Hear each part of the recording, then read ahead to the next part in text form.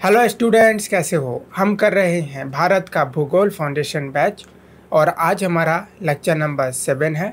और पिछली क्लास में मैंने आपसे कहा था कि हमारी जो अगली क्लास होगी उसमें हम लोग भारत के भौतिक स्वरूप को चर्चा करेंगे, परंतु हमारा एक इम्पॉर्टेंट टॉपिक रह गया था, भारत की सीमा रेखा। भारत की सीमा रेखा और पड़ोसी देश। तो यह टॉपिक हमारा रह गया था, जो कि बहुत ही इम्पॉर्टेंट टॉपिक है। बहुत सारे प्रश्न इस विषय से परीक्षा में पूछे जाते हैं। तो हम पहले इस टॉपिक को देख लेते हैं एक बार, उसके बाद हम अगली क्लास से भारत के भौतिक स्वरूप पर चलेंगे। तो आइए शुरू करते हैं। तो यहाँ पर है भारत की सीमा रेखा। तो भारत की सीमा रेखा को आप ध्यान में रखने से पहले हम बात कर लेते हैं कि हमारे भारत में कितने राज्य और कितने यूटीज है। तो यहाँ पर हम एक बार देख लेते हैं कि हमारे भारत में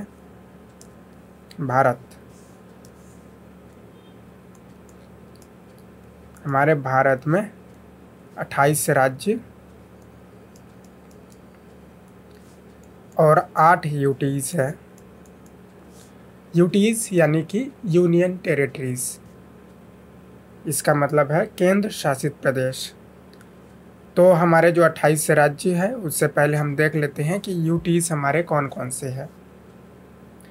तो सबसे उत्तर में हमें मिलता है लद्दाख, यह हमारा यूटीज है। उसके बाद है जम्मू कश्मीर, ये दूसरा यूटीज है। उसके बाद है चंडीगढ़, यहाँ पर है चंडीगढ़। कलर अगर हम चेंज कर दें तो बेहतर विजिबिलिटी होगी। चंडीगढ़ इस जगह पर है। और चंडीगढ़ जो है वो पंजाब और हरियाणा इन दोनों राज्यों की राजधानी भी है और एक यूटीज भी है। तो चंडीगढ़ है। उसके बाद है दिल्ली, ये है यहाँ पर इस जगह पर दिल्ली। तो एक यूटीज दिल्ली है। तो 4 यूटीज हमें हमारे भारत के उत्तर भारत में है, 4 यूटीज। ठीक है, उत्तर भारत में। उसके बाद है कुछ यहाँ पर है दीव इस जगह पर, और यहाँ पर है दमन, और यहाँ पर एक छोटा सा जगह है दादरा और नागर हवेली। तो इन तीनों ही जगहों को मिला करके एक यूटीज बना दिया गया, दमन और दीव और दादरा और नागर हवेली। तो यह हमारा 5वां यूटीज है। यहाँ पर पुर्तगालियों का शासन हुआ करता था, तो इसलिए अभी यहाँ पर पुर्तगालियों की सांस्कृतिक प्रभाव इस क्षेत्र में देखने को मिलता है। उसके बाद है पुडुचेरी। तो पुडुचेरी का एक क्षेत्र यहाँ पर आपको देखने को मिलेगा, इस जगह पर। एक क्षेत्र आपको यहाँ पर देखने को मिलेगा, और यहाँ पर पुडुचेरी है। और एक क्षेत्र आपको यानम यहाँ पर देखने को मिलेगा। तो ये कई जगहों पर आपको पुडुचेरी देखने को मिलेगा। इसका रीज़न यह है कि यहाँ पर फ्रांसीसी बस्तियाँ हुआ करती थी, यानी कि फ्रांसीसी लोग यहाँ पर रहा करते थे। तो अब यह भारत का हिस्सा है और यह भारत का यूटीज है। तो हमने 6 यूटीज के बारे में बात कर लिया, 6 यूटीज। अब अगला है हमारे 2 द्वीप समूह, 7वां लक्षद्वीप। तो ये हमारा यूटीज है लक्षद्वीप। तो यह एक यूटीज है। यहाँ पर अगर द्वीपों की बात करें तो लक्षद्वीप में कुल 36 द्वीप समूह है, 36 आइलैंड्स यहाँ पर देखने को मिलता है। और उसके बाद है अंडमान और निकोबार द्वीप समूह। तो ये हमारा 8वां यूटीज है। तो ये हमारे 8 यूटीज है। अब हम एक बार इसको क्लियर कर दे या रहने देते हैं। अब हम बात करते हैं हम अपने भारत के 28 राज्यों के बारे में। तो हम कलर चेंज कर लेते हैं। तो सबसे पहले हम उत्तर से शुरू करते हैं और दक्षिण भारत की ओर बढ़ेंगे। तो हिमाचल प्रदेश, पंजाब, उत्तराखंड, हरियाणा। उसके बाद है राजस्थान, गुजरात, महाराष्ट्र, यहाँ पर एक गोवा, इस जगह पर आपको दिख रहा होगा गोवा, कर्नाटक, केरल, तमिलनाडु, आंध्र प्रदेश और तेलंगाना, उड़ीसा, छत्तीसगढ़, मध्य प्रदेश, झारखंड, वेस्ट बंगाल यानी पश्चिम बंगाल, उत्तर प्रदेश, बिहार, यहाँ पर है सिक्किम, असम, मेघालय, अरुणाचल प्रदेश, नागालैंड, मणिपुर, मिज़ोरम और त्रिपुरा। तो ये हमारे 28 राज्य हैं। तो ये अगर हम पूर्वोत्तर राज्यों के बारे में बात करें, पूर्वोत्तर राज्य, तो पूर्वोत्तर राज्य में हमारे तरफ हमारा है 7 स्टेट्स है और भौगोलिक और सांस्कृतिक रूप से यह एक समान है, इसलिए इन्हें 7 सिस्टर्स भी कहा जाता है। 7 सिस्टर्स ऑफ इंडिया, 7 बहनें, 7 बहनें भी कहा जाता है। इस बात का आपको ध्यान रखना है। और उसके बाद एक और चीज़ आपको समझना है कि सिक्किम को पूर्वोत्तर राज्यों में ही गिना जाता है, परंतु यह 7 बहनों का हिस्सा नहीं है। यह सब चीज़ें मैं आपको क्यों बता रहा हूँ, क्योंकि बहुत ही इम्पोर्टेंट है। अभी आगे हम चीज़ों को और समझेंगे तो वहाँ पर और भी चीज़ें समझ में आएंगी कि हमें राज्यों का लोकेशन पता होना कितना अनिवार्य है। ठीक है, तो हमने अभी अपने सभी राज्यों को देखा और अब हम अपने भारत के कुल सीमा पर बात करते हैं। तो हमारे जो भारत की जो कुल सीमा है, भारत की कुल सीमा जिसमें स्थलीय और तटीय दोनों भी शामिल है, यानी कि कुल सीमा मतलब ये वाली जो बाउंड्री लाइन होती है, सॉरी यहाँ से इस तरीके से ये जो बाउंड्री लाइन होती है इसको कहते हैं सीमा। तो हमारे भारत के जो कुल सीमा है इन्हें हम कुछ वर्गों में बांट सकते हैं। जैसे कि एक सीमा हमारा एक पार्ट है जो स्थल से लगा हुआ है, तो आप देखोगे यहाँ से लेकर के जो स्थल से लगा हुआ है, जो एक तरह से अंतर्राष्ट्रीय सीमा है, यानी कि दूसरे देशों के साथ लगे हुए हैं स्थल से। ये हमारे बाउंड्री लाइन स्थल से लगे हुए हैं। उसके बाद आप देखोगे तो समुद्र से भी लगे हुए हैं, जिसको कहा जाता है तटीय सीमा। इस प्रकार से तो इन 2 प्रकार में हम अपने भारत की सीमा को बांट सकते हैं, तो स्थलीय और तटीय। और जब हम तटों का वर्गीकरण करेंगे तो तटीय सीमा का भी हम 2 हिस्सों में बांट सकते हैं। एक है मुख्य भूमि का हिस्सा, मुख्य भूमि का तटीय सीमा, तो ये है हमारा मुख्य भूमि, और इसका तटीय सीमा यहाँ से लेकर के यहाँ तक आपको अभी मैंने बता दिया। और उसके बाद हमारे पास 2 ग्रुप समूह हैं, लक्षद्वीप और अंडमान और निकोबार द्वीप समूह। तो इन दोनों द्वीप समूहों के भी अपने अपने तट हैं, तो उन सभी के सीमा होंगी, आवश्यक रूप से तटीय सीमा ही होंगी। तो इन 2 ग्रुप में हम कैटेगराइज कर सकते हैं। तो एक बार हम फैक्ट्स पर इधर की ओर देख लेते हैं। तो जो भारत की कुल सीमा है, कुल सीमा मतलब कि स्थलीय और तटीय दोनों ही मिला करके लगभग 22,716 किलोमीटर है। यह नंबर आप याद कर लेना, जिसमें से स्थलीय या अंतर्राष्ट्रीय सीमा 15,200 किलोमीटर है। यह मैं डेटा आपको लगभग में बता रहा हूँ, 15,200 किलोमीटर। और ये जो रेड वाला भाग देख रहे हो, इसमें जो रेड वाला जो हमारा सीमा रेखा खींची गई है, यही है स्थलीय सीमा। और तटीय सीमा 7,516 किलोमीटर है। कुल जो हमारा तट है, यानी कि मुख्य भूमि और हमारे आइलैंड्स, इन दोनों को मिला करके 7,516 किलोमीटर है। जिसमें से जो हमारे मुख्य भूमि की जो सीमा है, जो ब्लू कलर में आपको दिख रहा होगा, इसकी लंबाई है 6100 किलोमीटर। और जो हमारे द्वीप समूह हैं, इनके तटों की लंबाई है 1400 किलोमीटर। ठीक है, तो इस बारे में आपको इतनी बात समझना था। और अगर हम बात करें कि हमारे जो तटीय सीमा वाले राज्य कौन कौन से हैं, पहले तो यहाँ पर है अंतर्राष्ट्रीय सीमा वाले राज्य या यूटीज। तो भारत के 17 राज्य व केंद्र शासित प्रदेश अंतर्राष्ट्रीय सीमा से लगे हैं। तो अब हम देख लेते हैं कि कौन कौन से राज्य हमारे अंतर्राष्ट्रीय सीमा से लगे हैं। एक बार मैं इसे क्लियर कर देता हूँ, घिच-पिच हो गया बहुत ज़्यादा, ताकि हम आगे चीज़ों को समझ सकें।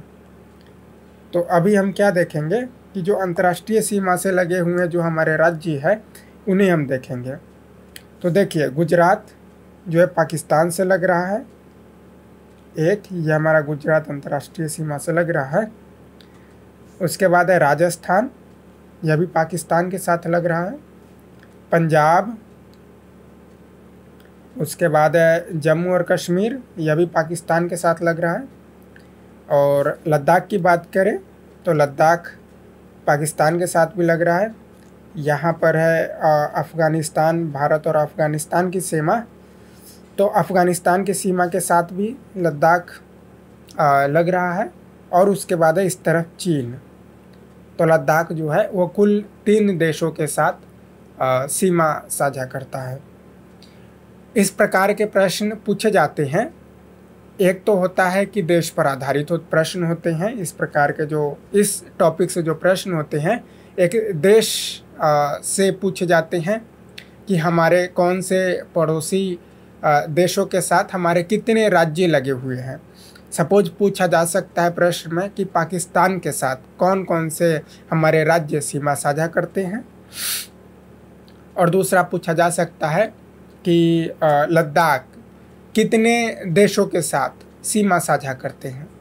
तो यह भी याद रखना ज़रूरी है। और मेन चीज़ है कि आपको मानचित्र ध्यान में रखना है। मानचित्र को आप ध्यान में कैसे रखोगे? मानचित्र को जब आप बार बार देखोगे, मानचित्र की जब आप बार बार प्रैक्टिस करोगे, एक ब्लैंक मैप ले लोगे और उसकी आप प्रैक्टिस करना शुरू कर दोगे। एटलस में भारत के सभी राज्य और यूटीज़ के लोकेशन को देखोगे, कौन कहाँ पर है। तो यह सब चीज़ें जब आप देखना शुरू कर दोगे तो कुछ प्रैक्टिस के बाद आपको सारी चीज़ें क्लियर होता चला जाएगा। उसके बाद हमने लद्दाख तक हमने बात कर लिया है। हिमाचल प्रदेश की बात करें तो हिमाचल प्रदेश चीन के साथ सीमा बनाता है। उत्तराखंड की बात करें तो उत्तराखंड इस तरफ है चीन और इस तरफ है नेपाल। तो उत्तराखंड हम देख रहे हैं कि 2 देशों के साथ सीमा बनाती है। उत्तर प्रदेश नेपाल के साथ, बिहार नेपाल के साथ, और यहाँ पर है पश्चिम बंगाल। पश्चिम बंगाल आप देखो कितने देशों के साथ सीमा बनाती है। तो पश्चिम बंगाल बांग्लादेश, और पश्चिम बंगाल भूटान और नेपाल। तो इन 3 देशों के साथ पश्चिम बंगाल सीमा साझा करती है। उसके बाद है सिक्किम। सिक्किम देखो, चीन, भूटान और नेपाल। सिक्किम भी हमारे राज्य है जो 3 देशों के साथ सीमा साझा करती है। अरुणाचल प्रदेश को देखो तो अरुणाचल प्रदेश एक भूटान, चाइना और म्यांमार। तो अरुणाचल प्रदेश भी 3 देशों के साथ सीमा साझा करती है। उसके बाद नागालैंड म्यांमार के साथ, मणिपुर म्यांमार के साथ, मिज़ोरम म्यांमार और बांग्लादेश के साथ। तो ये भी 2 देशों के साथ सीमा साझा करती है। उसके बाद त्रिपुरा, तो त्रिपुरा बांग्लादेश के साथ, मेघालय भी बांग्लादेश के साथ, और असम की बात करें तो भूटान और इस तरफ है बांग्लादेश। तो ये हमारे वे राज्य हैं जो अंतर्राष्ट्रीय सीमा साझा करते हैं अपने पड़ोसी देशों के साथ, और कौन कौन देशों के साथ सीमा साझा करते हैं, इस बात को भी हमने समझा। अब हम बात करते हैं कि हमारे कौन कौन से राज्य तटों पर स्थित है, यानी कि तटीय राज्य कौन कौन से हैं। तो इस चीज़ को हम लोग समझते हैं। तो तटों पर स्थित होने वाले हमारे राज्य है गुजरात, इनके पास तट है। उसके बाद है महाराष्ट्र, यहाँ पर है गोवा, कर्नाटक, केरल, तमिलनाडु, आंध्र प्रदेश, उड़ीसा और वेस्ट बंगाल। तो ये हमारे वे राज्य है जिनके पास अपनी तटीय सीमा है, जो समुद्र के किनारे स्थित है। प्रश्न आपसे यह भी पूछा जा सकता है कि कौन कौन से हमारे राज्य, कौन कौन से भारत के राज्य जिनके पास अंतर्राष्ट्रीय सीमा और तटीय सीमा दोनों ही है। तो इधर आप देखोगे गुजरात के पास अंतर्राष्ट्रीय सीमा भी है जो पाकिस्तान के साथ लगती है, और तटीय सीमा भी है।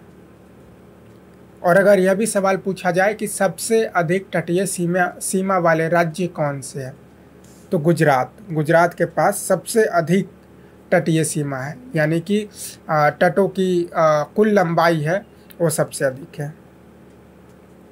उसके बाद वेस्ट बंगाल भी हमारे राज्य हैं जिनके पास तटीय सीमा भी है और स्थलीय या अंतर्राष्ट्रीय सीमा भी है और तटीय सीमा भी है। तो ये हमारे वे राज्य हैं जिनके पास स्थलीय और तटीय दोनों ही सीमा है। तो जब आप इधर देखोगे तो वही सब चीज़ें लिखा हुआ है। भारत की सीमा रेखा, जिसमें हमने बात किया भारत की कुल सीमा के बारे में कि लंबाई कितनी कितनी है, यह सब आप नोट्स बना लेना। उसके बाद अंतर्राष्ट्रीय सीमा वाले राज्य या यूटीज, यह भी हमने देख लिया। और उसके बाद तटीय सीमा वाले राज्य हमने यह भी देख लिया।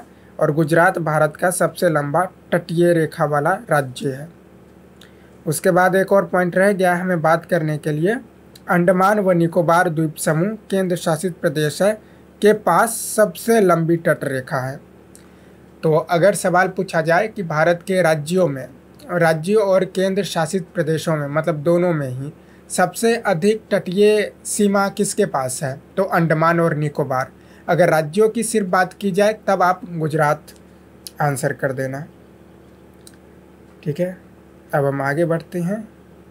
ये भी हमने देख लिया। अब है भारत के पड़ोसी देश, नेबरिंग कंट्रीज ऑफ इंडिया। तो हमारे जो पड़ोसी देश है कौन कौन से हैं, इसको हम देख लेते हैं। तो उत्तर पश्चिम में भारत के पाकिस्तान है, ऊपर में यहाँ पर चीन है, और ऊपर में यहाँ पर अफ़गानिस्तान है, और इसके बाद चीन है, नेपाल है, भूटान, बांग्लादेश और पूर्व में बंगाल है। तो ये हमारे पड़ोसी देश है जो स्थल के साथ हमसे जुड़े हुए हैं। उसके बाद हम दक्षिण में आते हैं। तो यहाँ पर है श्रीलंका, जो कि पाक जल संधि, यहाँ पर है पाक जल संधि।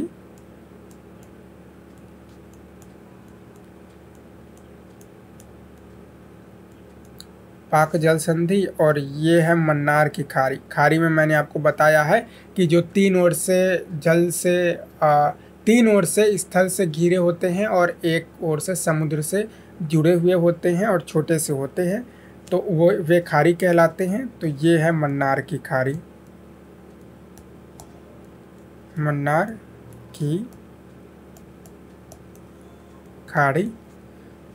तो इनसे पाक जल संधि और मन्नार की खाड़ी, इन दोनों जो जल निकाय है इनसे भारत और श्रीलंका जुड़े हुए हैं। उसके बाद यहाँ पर हमारे आइलैंड से लक्षद्वीप समूह, और ठीक इसके नीचे है 8 डिग्री चैनल। 8 डिग्री अक्षांश पर है, इसलिए 8 डिग्री चैनल है और इसके नीचे यहाँ पर है, ये है मालदीव। तो इस बात को आपको ध्यान में रखना है, मालदीव। तो ये यहाँ पर एक है श्रीलंका और दूसरा है मालदीव। तो ये दो देश समुद्री सीमा से हमारे साथ जुड़े हुए हैं। अब इसको हम एक बार क्लियर कर देते हैं।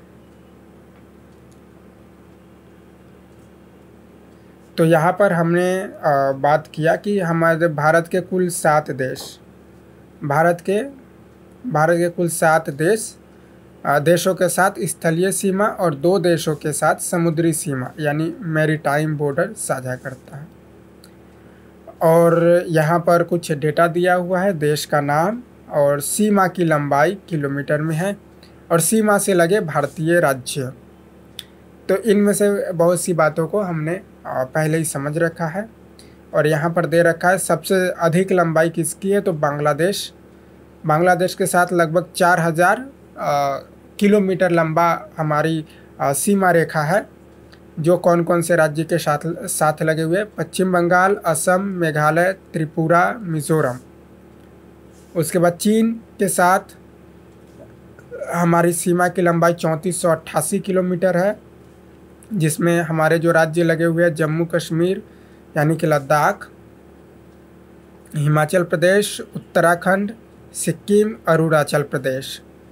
पाकिस्तान के साथ हमारी सीमा की लंबाई है 3323 किलोमीटर, जिसमें लगे हुए हैं हमारे राज्य जम्मू कश्मीर, पंजाब, राजस्थान, गुजरात।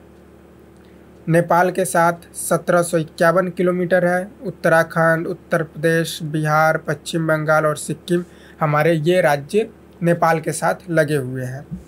म्यांमार के साथ हमारी कुल लंबाई है 1643 किलोमीटर, जिसमें अरुणाचल प्रदेश, नागालैंड, मणिपुर, मिजोरम हमारे ये राज्य लगे हुए हैं।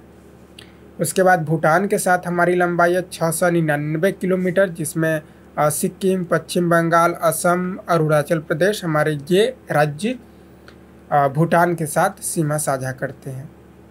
उसके बाद अफ़गानिस्तान के साथ जो हमारी सीमा की लंबाई है वो 106 किलोमीटर है मात्र। सबसे छोटी लंबाई है सीमा रेखा की अफ़गानिस्तान के साथ। यहाँ पर अब देखो ये वाला अफ़गानिस्तान के साथ 106 किलोमीटर की लंबाई हम सीमा रेखा की लंबाई हम साझा करते हैं अफ़गानिस्तान के साथ। परंतु यह जो हिस्सा है यह POK में है, पाकिस्तान ऑक्युपाइड कश्मीर में है। तो इसके अनुसार इसके माध्यम से POK के माध्यम से हम इसको अपना सीमा रेखा मानते हैं। तो यहाँ पर वही बातें लिखी गई है कि POK यानी कि पाक अधिकृत कश्मीर के माध्यम से भारत आधिकारिक रूप से इसे अपनी सीमा मानता है। उसके बाद भारत के साथ समुद्री सीमा वाले देश हमने बात किया कि श्रीलंका के साथ पाक जल मरुमध्य और मन्नार की खाड़ी से अलग है, और मालदीव जो 8 डिग्री चैनल से अलग होता है। तो हमने भारत के पड़ोसी देशों के बारे में समझ लिया। और इस प्रकार से आप मैप को जितना देखोगे, जितना आप मैप को देखते रहोगे, प्रैक्टिस करते रहोगे, तो चीज़ें आपके लिए आसान हो जाएगी। कोई बड़ी चीज़ नहीं है। यहाँ पर आपको कुछ डेटा दिख रहा होगा जो आपके लिए हार्ड लग रहा होगा याद करना। कोई ज़रूरत नहीं है इन डेटा को आपको याद करना, आपको बस सीक्वेंस क्रम याद रखना है कि बांग्लादेश की सीमा रेखा सबसे लंबी है हमारे देश के साथ। उसके बाद है चीन, फिर पाकिस्तान, नेपाल, म्यांमार, भूटान और अफ़गानिस्तान। ये क्रम इम्पॉर्टेंट है, परीक्षा में क्रम पूछ देता है, तो आप याद कर लेना। उसके बाद आगे बढ़ते हैं हम भारत के स्थलबद्ध यानी कि लैंड लॉक्ड राज्य। सबसे पहले हम बात करते हैं कि लैंड लॉक्ड होते क्या हैं, मतलब कि स्थलबद्ध क्या होता है। तो यहीं पर लिखा हुआ है कुछ पॉइंट्स। स्थलबद्ध जिसकी सीमा समुद्र से नहीं लगती उसे स्थलबद्ध देश या राज्य कहा जाता है।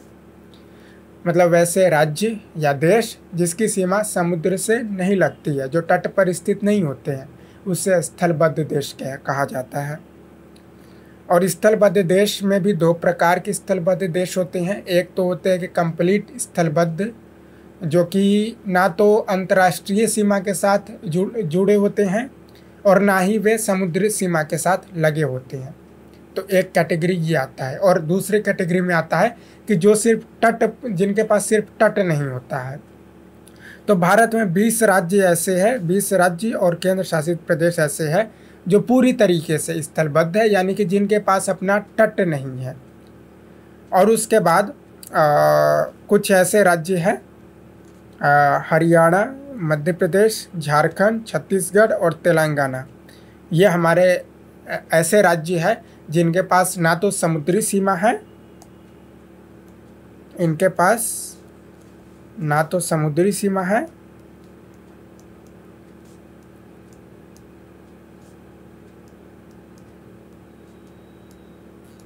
ना तो समुद्री सीमा है, ना ही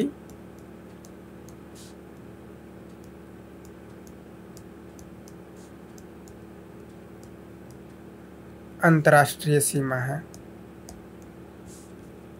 ये अन्य भारतीय राज्यों से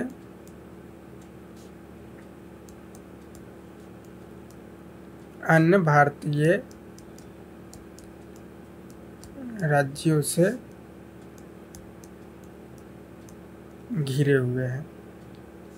हरियाणा, मध्य प्रदेश, झारखंड, छत्तीसगढ़ और तेलंगाना, ये हमारे कितने राज्य हैं? 1, 2, 3, 4 और 5। ये हमारे 5 राज्य हैं। तो इन बातों को याद रख लेना। हरियाणा को आप देखोगे तो पंजाब, हिमाचल प्रदेश, यहाँ पर उत्तराखंड, और उसके बाद न्यू दिल्ली, उत्तर प्रदेश और राजस्थान हमारे इन राज्यों के साथ घिरे हुए हैं। इनके पास ना तो स्थलीय और ना ही इंटरनेशनल बाउंड्री है, ना ही तटीय है और ना ही इंटरनेशनल बाउंड्री है। उसी प्रकार से मध्य प्रदेश आपस में घिरे हैं, झारखंड यहाँ पर है, छत्तीसगढ़ और तेलंगाना। और इनके अलावा हमारे पास जो भी राज्य है, सभी राज्यों के पास अपनी अंतर्राष्ट्रीय सीमा आवश्यक रूप से है, और या तो फिर तटीय सीमा है। तो यहाँ तक हमने बातों को समझ लिया। अब हम बात करते हैं कि भारत से जुड़ी प्रमुख रेखाएं, important boundary lines related to India. तो यहाँ पर है सबसे पहले रेड क्लिफ रेखा। तो यह रेखा भारत विभाजन 1947 के समय खींची गई थी। इसे सर सिरिल रेड क्लिफ ने खींचा था। तो जब हमारा देश आज़ाद हुआ और साथ ही साथ भारत का विभाजन भी हुआ था, जिसमें एक नया देश बना, पाकिस्तान। तो आरंभ में जो पाकिस्तान हुआ करता था, इस तरफ पाकिस्तान, पश्चिमी पाकिस्तान, और अभी जो वर्तमान में बांग्लादेश है, यह भी पूर्वी पाकिस्तान हुआ करता था। तो भारत और पाकिस्तान जो देश बना, तो वह एक बाउंड्री लाइन के साथ विभाजन तय किया गया था, जिसका नाम है रेड क्लिफ रेखा। तो यहाँ तक रेड क्लिफ रेखा यहाँ तक खींची गई थी, एक इधर इस तरफ भारत और पाकिस्तान की विभाजन रेखा और दूसरा इस तरफ। तो ये है रेड क्लिफ रेखा। तो इस बारे में इतनी ही बात जाननी है। उसके बाद है नियंत्रण रेखा, LOC, लाइन ऑफ कंट्रोल।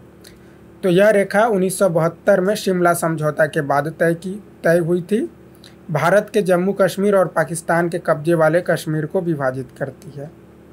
तो ये देखो, LOC जो रेखा है, ये वाली रेखा है LOC, और ये वाली गिलगिट बाल्टिस्तान, और इसको पाकिस्तान कहता है आज़ाद कश्मीर। और ये दोनों ही क्षेत्र पाकिस्तान ने कब्जा कर रखा है, तो इसको कहते हैं पाकिस्तान ऑक्युपाइड कश्मीर, यानी कि POK। तो हुआ यूँ था कि ये जो यहाँ तक जो रेखा खींची गई थी भारत और पाकिस्तान विभाजन के तहत, क्योंकि उस समय जो कश्मीर के राजा हुआ करते थे, राजा हरि सिंह, वे कश्मीर को एक स्वतंत्र राष्ट्र बनाना चाहते थे। परंतु पाकिस्तान की नज़र कश्मीर पर थी, तो पाकिस्तान कश्मीर को कब्ज़ा करना चाहता था, कश्मीर पर। तो पाकिस्तान ने इस तरफ से कश्मीर में हमला कर दिया, इस तरफ से। तो जो कश्मीर के राजा थे हरि सिंह, वे भारत में विलय करने को लेकर के प्रस्ताव किया। तो उसके बाद कश्मीर का भारत में विलय हुआ, और पाकिस्तान जो इस तरफ से हमला कर रहा था, तो उसके जवाब में भारत और पाकिस्तान का एक युद्ध हुआ। तो युद्ध के बाद जो एक बात गई यूएनओ में चली गई, और यूएनओ की जो मध्यस्थता के कारण यहाँ पर एक लाइन खींच दी गई, ये वाली लाइन, जिसको कहा गया था सीज फायर लाइन। यानी कि जो सेना जहाँ पर है, मतलब दोनों ही सेना की जो वर्तमान स्थिति है वो उसी जगह पर रहे, सभी अपने अपने हथियार रख दें, कोई शांति कोई भी मतलब फायर नहीं करेगा। तो ये हमारे सेना की स्थिति थी, तो इसको कह दिया गया सीज फायर लाइन, इसको घोषित कर दिया गया था। और फिर बाद में इसको शिमला समझौता के तहत एलओसी, इसका नियंत्रण रेखा, इसका नाम दे दिया गया या तय किया गया। इसी सीज फायर, यही सीज फायर रेखा का नाम तय कर दिया गया। यहाँ तक क्लियर है। और उसके बाद सियाचिन ग्लेशियर को लेकर के भी एक मिशन हुआ जो भारत में, तो भारत का नियंत्रण स्थापित हुआ सियाचिन ग्लेशियर पर यहाँ पर। तो फिर इस जगह यहाँ पर सियाचिन ग्लेशियर पर भारत का नियंत्रण स्थापित हुआ।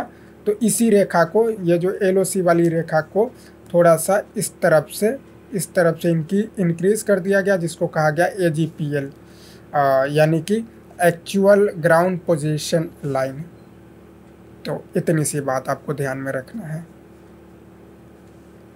वास्तविक नियंत्रण रेखा LAC यानी कि लाइन ऑफ एक्चुअल कंट्रोल क्या है। नियंत्रण रेखा के बारे में अगर बताऊँ तो इसको कहा जाता है LOC, ये वाली रेखा को, यानी कि फुल फॉर्म है लाइन ऑफ कंट्रोल। उसके बाद है वास्तविक नियंत्रण रेखा LAC, line of actual control. तो एक है LOC जो कि भारत और पाकिस्तान ऑक्युपाइड कश्मीर को विभाजित करता है, और जो LAC रेखा है, ये वाली LAC रेखा कलर, ये वाली जो LAC रेखा है, LAC रेखा अक्साई चीन और भारत को विभाजित करता है, इस तरह भारत। तो ये वाली जो रेखा खींची गई थी, ये वाली रेखा कोई आधिकारिक रूप से नहीं खींची गई है, बस यह दोनों ही सेनाओं की, चीन और भारत की सेनाओं की वही वास्तविक स्थिति को बताता है। यहाँ पर लगभग चीन एक सड़क बना रही थी, तो उस सड़क के विवाद को लेकर के चाइना ने भारत पर आक्रमण किया था और इस क्षेत्र को अपना कब्जा कर लिया था। और उसके बाद जब सीज फायर हुआ तो एक लाइन खींच दी गई, मतलब ऐसे ही कि दोनों ही सेनाओं को वास्तविक स्थिति को बताए। तो इस प्रकार से चीन ने इस वाले पार्ट को, भारत की इस वाले पार्ट को अपने अधिकार में रखा हुआ है। भारत चीन युद्ध के बाद दोनों देशों की सेनाओं के बीच मौजूद नियंत्रण रेखा के आधार पर निर्धारित की गई थी। तो ये जो रेखा आप देख रहे हो, चाहे LOC, LAC, LOC है, यहाँ पर LAC है, यह इंटरनेशनल बाउंड्री लाइन नहीं है, यह बस दोनों ही सेनाओं की वास्तविक स्थिति को बताता है। इंटरनेशनल बाउंड्री लाइन ये वाली रेखा है, ठीक है। अब अगली रेखा है इंपॉर्टेंट रेखा, मैकमोहन रेखा। तो मैकमोहन रेखा भारत के इस वाले पार्ट पर आपको देखने को मिलेगा, ये है मैकमोहन रेखा। कौन से कलर से कर दूं जो आपको दिखे, हाँ ये वाली मैकमोहन रेखा है, ये वाली रेखा। ये वाली रेखा तय हुई थी भारत और तिब्बत के बीच में। तो आप सबको पता है कि तिब्बत पर चीन ने नियंत्रण कर रखा है, तिब्बत पर चीन का नियंत्रण स्थापित है। तो जब तिब्बत स्वतंत्र हुआ करता था तो तिब्बत और भारत के बीच में यह मैकमोहन रेखा तय की गई थी। लेकिन उसके बाद चाइना ने तिब्बत पर हमला किया और तिब्बत को अपने कब्जे में किया, और उसके बाद चाइना इस वाले रेखा को, मैकमोहन रेखा को उतनी मान्यता नहीं देता है। यहाँ पर देख लेते हैं क्या क्या लिखा हुआ है इसके बारे में। यह रेखा का नाम सर हेनरी मैकमोहन के नाम पर रखा गया है। यह अरुणाचल प्रदेश और तिब्बत के बीच है।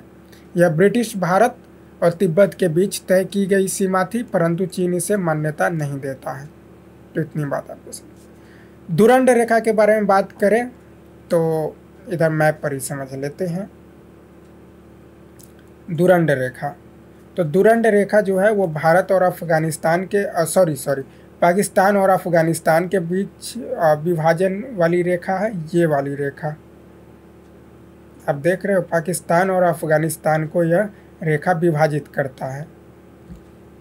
भारत के साथ कैसे जुड़ा हुआ है, तो यहाँ पर आप देखो ये वाला जो इतनी जो भारत के साथ जो अफ़गानिस्तान की सीमा लगती है, इतनी सी लगती है, लगभग 106 किलोमीटर है।